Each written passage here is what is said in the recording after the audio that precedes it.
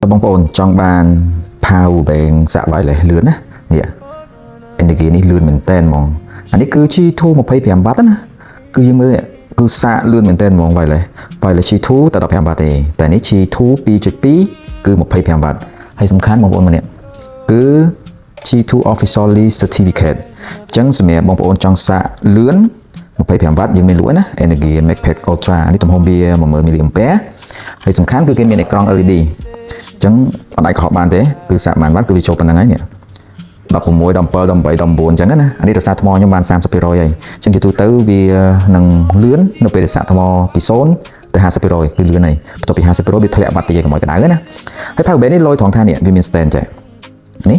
ចាំតែ stand របស់វានេះយើងអាចបញ្ឈរក៏បានបដេកក៏បានហើយសំខាន់គឺគេមានខ្សែសាក់មួយទៀតនេះខ្សែសាក់ Type C របស់គេនេះគឺយើងសាក់ចេះមកអែមមែនតើហ្មងនេះពេលដែលយើងសាកខ្សែ Type C គឺវាលោតមកចុះក្រោមវិញគឺវាផ្ដាច់ wireless ណាគឺវាលោតមកខ្សែវិញគឺ15 W ចាំមើលវាឡើងទៀតអត់ហើយសម្រាប់បងប្អូនដែលមាន AirPods ឬមកក៏ Apple Watch អីនេះវាមានហ៊ុន Type C មួយទៀតអញ្ចឹងមានន័យថាយើងអាចសាកបាន3ឧបករណ៍នៅក្នុងពេលតែមួយបានហើយសម្រាប់ MagSafe របស់គេវាឆក់ខ្លាំងនេះ MagSafe របស់គេនេះឆក់ខ្លាំងអញ្ចឹងបងប្អូនចង់បានឥឡូវយើងមានលក់ហើយគ្រប់សាខា UFO Store ទាំងអស់ Energy ប្រេននេះល្អមានធានាមួយឆ្នាំពេញហ្មង